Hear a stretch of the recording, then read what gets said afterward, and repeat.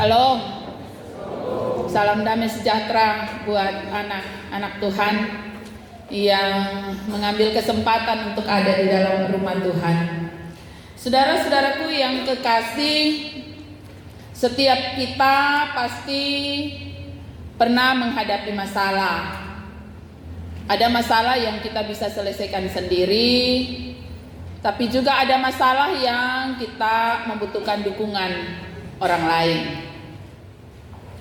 Ketika kita ada dalam persoalan, kita ada dalam masalah, bagaimana kita menghadapinya menjadi sesuatu yang perlu menjadi bahan pikiran kita. Kekasih Tuhan sekalian, bacaan kita menceritakan kepada kita tentang keberadaan Yesus di Kapernaum.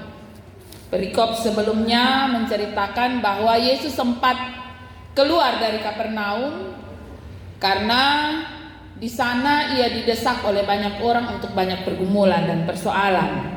Ketika ia menyembuhkan seorang sakit kusta dan mujizat-mujizat yang lain, orang datang kepada Yesus dengan maksud untuk mencari penyembuhan atau menerima mujizat. Dan karena itu Yesus harus keluar ke tempat-tempat yang lebih sunyi, karena tujuan utama Yesus ialah menyampaikan kabar baik agar orang bisa memahami dan menerima karya dan pelayanannya. Dan di sini dikatakan sesudah lewat beberapa hari. Jadi Yesus mengambil waktu untuk orang hampir mulai lupa. Tetapi ternyata tidak. Ketika Yesus kembali ke Kapernaum, kembalilah tersiar kabar bahwa Yesus ada. Dan karena itu orang-orang datang ingin berjumpa dengan Yesus. Ada banyak orang yang datang ingin berjumpa dengan Yesus, dan bacaan kita menyatakan bahwa bahkan sampai pintu rumah pun tidak ada tempat tidak ada celah. Jadi rumah Yahudi pada zaman Yesus itu terbuat dari batu bata, batu merah yang atapnya datar. Makanya orang biasa bilang serambi, ada serambi di bagian atas. Itu biasanya ada, kalau orang agak kaya biasanya ada lantai 2.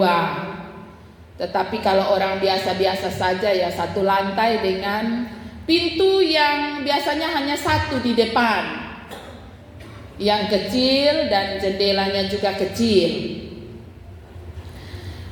Kekasih Tuhan sekalian, kondisi ini membuat orang tidak bisa berjumpa dengan Yesus karena tentu rumah yang kecil sudah penuh sesak di dalam. Kemudian desakan orang-orang di luar yang begitu banyak. Maka ketika ada persoalan di mana ada orang yang membawa orang lumpuh, kita melihat bahwa soal yang ada di sini ialah orang lumpuh. Di mana kalau lumpuh berarti dia tidak berdaya, dia tidak bisa apa-apa kecuali orang menolong dia. Dan ketika ada soal yang demikian, maka kita dapat membaca di sini bahwa ada beberapa temannya yang memberi diri untuk menolong dia. Ada 4 orang. Mereka tidak tanggung-tanggung di dalam memberi perhatian kepada persoalan yang dihadapi oleh temannya. Di sini dikatakan bahwa ketika mereka sampai di depan pintu, mereka tidak dapat masuk. Karena itu mereka naik ke atap, membuka atap rumah orang, tentu itu penuh risiko. Dan mereka berhasil menurunkan temannya yang lumpuh ini di depan Yesus. Saudara-saudaraku yang kekasih dalam kasih Tuhan kita Yesus Kristus, ketika kita ada di dalam soal, ketika kita mau baku bantu, dan ternyata kita mendapati bahwa soal itu tidak ringan, soal itu berat, bahkan membutuhkan tantangan yang lebih besar. Apa yang mesti kita lakukan? Terkadang dalam menghadapi soal dan dalam kebersamaan, yang ada ialah saling menyalahkan. Ya, bisa saja orang saling menyalahkan. Besu bilang Sony bisa, tadi sulia orang ada banyak, memaksa kau datang. Ya, kita bisa saling menyalahkan. Bisa saja kita menjadi kendur. Ya, kita mau bantu, mau lihat tuh ke mana? Biar Sony lain kali nanti waktu datang ulang lebar potong bawa lu. Tetapi yang kita temukan dalam bacaan ini, ketika mereka menemukan persoalan, mereka tidak kendor. Mereka justru semakin semangat untuk melihat jalan keluar. Dan bacaan kita mengatakan di ayatnya yang kelima, ketika Yesus melihat iman mereka, ini perlu dicatat dengan baik. Yesus meresponi apa yang mereka lakukan. Kata mereka di sini bukan ditujukan kepada iman si lumpuh, tapi justru Yesus melihat iman dari teman-temannya dan dia memberi respon yang positif. Dia melihat iman dari teman-teman si lumpuh dan ia mau menolong si lumpuh tersebut. Saudara-saudaraku yang kekasih dalam kasih Tuhan kita Yesus Kristus, seberat apapun tantangan di dalam hidup, dalam pelayanan, ketika kita mau mengikut Yesus, jangan pernah mundur atau jangan pernah berpaling. Karena catatan Alkitab mengatakan bahwa Yesus melihat solidaritas. Yesus melihat ada kebersamaan. Sama-sama mau bekerja. Sama-sama mau saling dukung. Iman yang total, yang tidak setengah-setengah atau asal percaya. Iman yang sungguh-sungguh. Iman yang mau sama-sama menerobos kesulitan. Meskipun itu sulit. Saudara-saudaraku yang kekasih, kita baru saja menyelesaikan evaluasi 6 bulanan. Di dalam pencapaian-pencapaian kita juga menemukan bahwa ternyata ada begitu banyak kendala dalam perjalanan pelayanan kita. Ada banyak tantangan, ada banyak persoalannya. Yang menjadi pertanyaan bagi kita, kemanakah mata kita arahkan? Apakah kita arahkan pada persoalan itu atau kita cari bagaimana kita mencari jalan keluarnya? Kita tidak saling mempertahankan pikiran kita masing-masing yang mungkin saja bisa berbeda-beda. Tetapi kita meyakini bahwa segala yang kita lakukan adalah untuk kemuliaan Allah. Kita ada di dalam bulan pendidikan. Bulan di mana arah pandang kita terarah pada pendidikan kita. Ya, kita tahu bahwa NTT ini dicap sebagai provinsi termiskin, provinsi terbodoh. Ya, bahkan yang sementara ini viral ialah anak-anak NTT tidak punya kompetensi untuk lulus dalam casis akpol, ya, catar akpol. Ini menjadi sangat viral karena ada gengsi di situ, ya.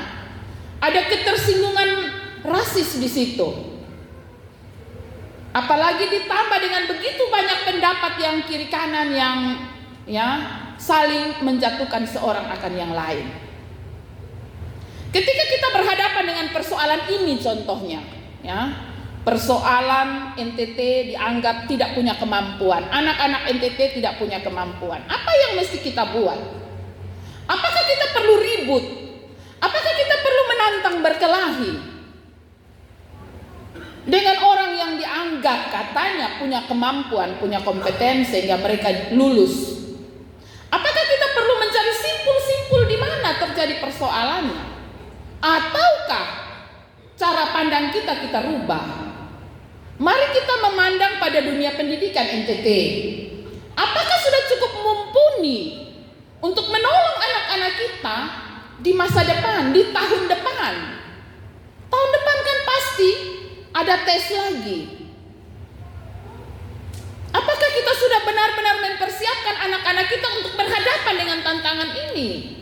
Papa mama kita ada di NTT, tapi kita harus ingat, tantangan kita bukan orang NTT, tantangan kita adalah dunia global.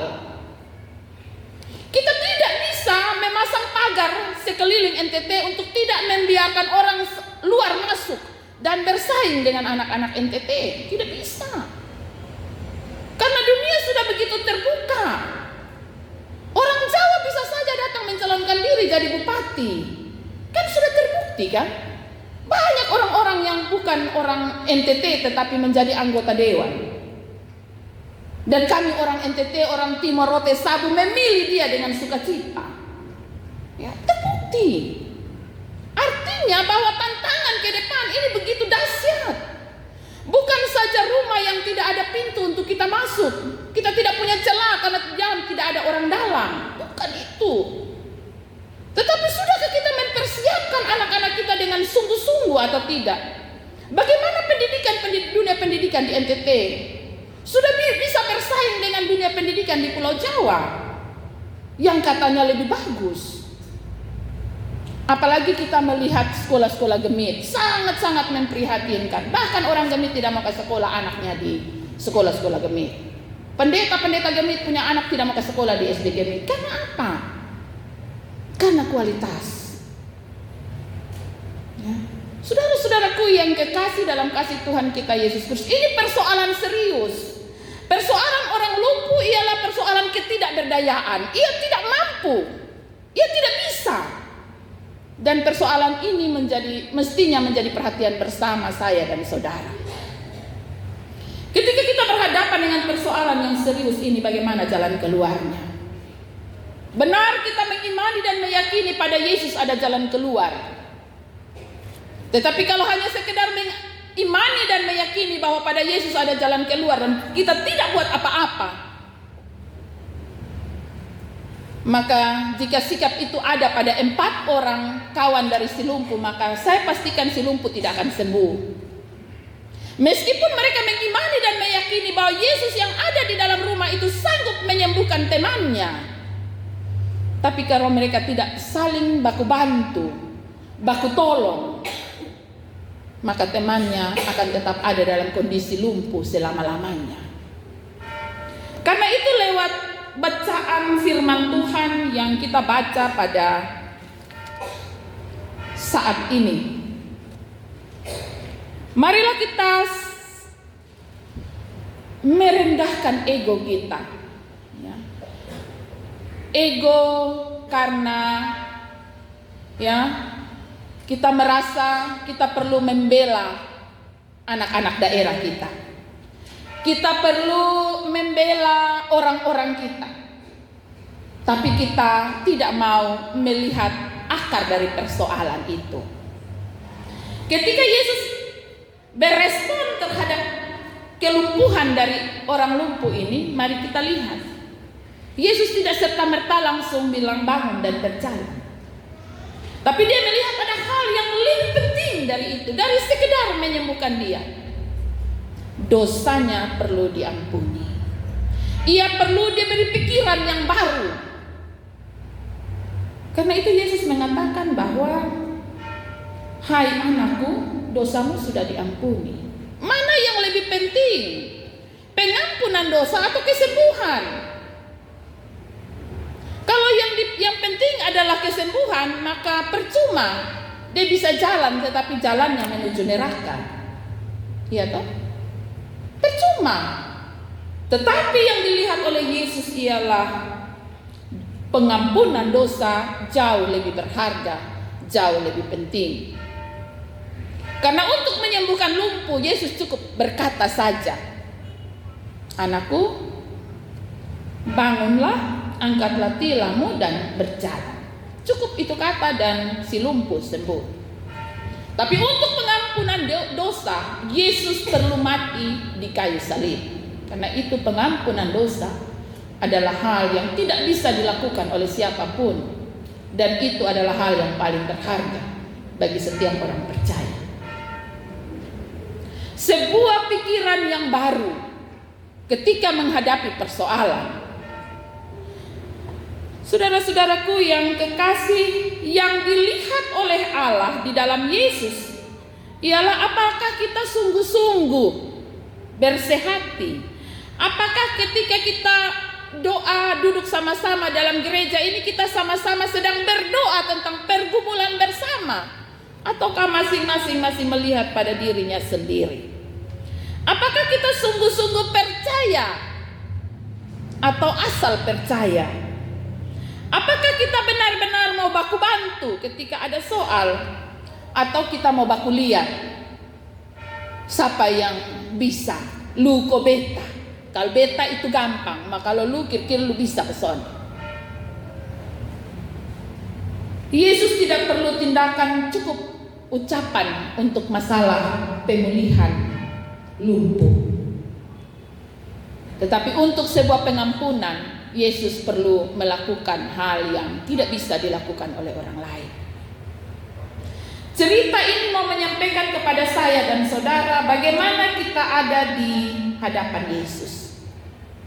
Dalam cerita ini juga kita menemukan ada banyak orang yang datang kepada Yesus dengan motivasi yang berbeda-beda. Apakah Yesus mengusir mereka? Tidak. Yesus terus menyatakan tentang kebenaran Allah. Ia terus memberitakan firman kepada mereka, entahkah yang benih yang disiram ini jatuh di tanah berbatu, entahkah di semak, entahkah di tanah yang subur, entahkah ditabur di jalan. Semua kita yang datang kepadanya datang dengan berbagai motivasi. Dan semua yang ada di sekitar Yesus melihat kejadian yang terjadi hari itu. Bagaimana Yesus berespon terhadap kondisi dan masalah yang ada, dan bagaimana orang yang lumpuh itu mempermuliakan Tuhan. Menghadapi segala peristiwa di sekitar Yesus, saya dan saudara terus belajar bahwa ketika kita datang kepada Yesus, kita melihat bagaimana Yesus berkarya di dalam hidup kita. Mampukah kita memahami bagaimana kita hidup bersama sebagai gereja, sebagai persekutuan?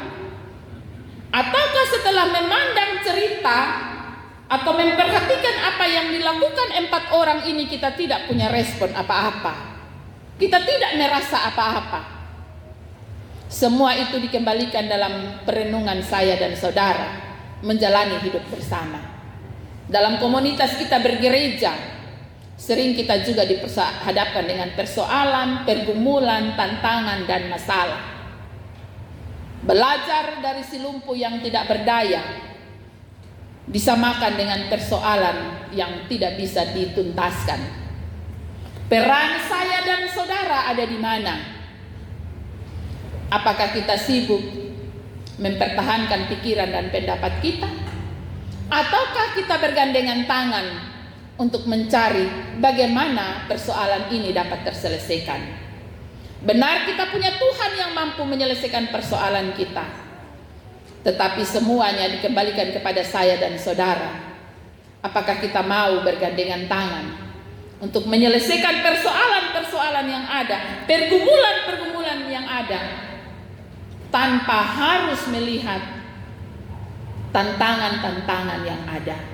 Karena terbukti bagi saya dan saudara, sebesar apapun pergumulan, Tuhan sanggup menyelesaikannya. Kita akan kembali dan menjalani hari-hari kita. Marilah kita ada di dalam kehidupan bersama yang mempermuliakan nama Tuhan. Sehingga sebagaimana Yesus berespon terhadap iman dari 4 orang itu, demikian juga respon yang sama akan Yesus lihat pada kehidupan bersama kita bergereja hari ini di sini. Tuhan Yesus memberkati firman-Nya, menolong saya dan saudara. Amin.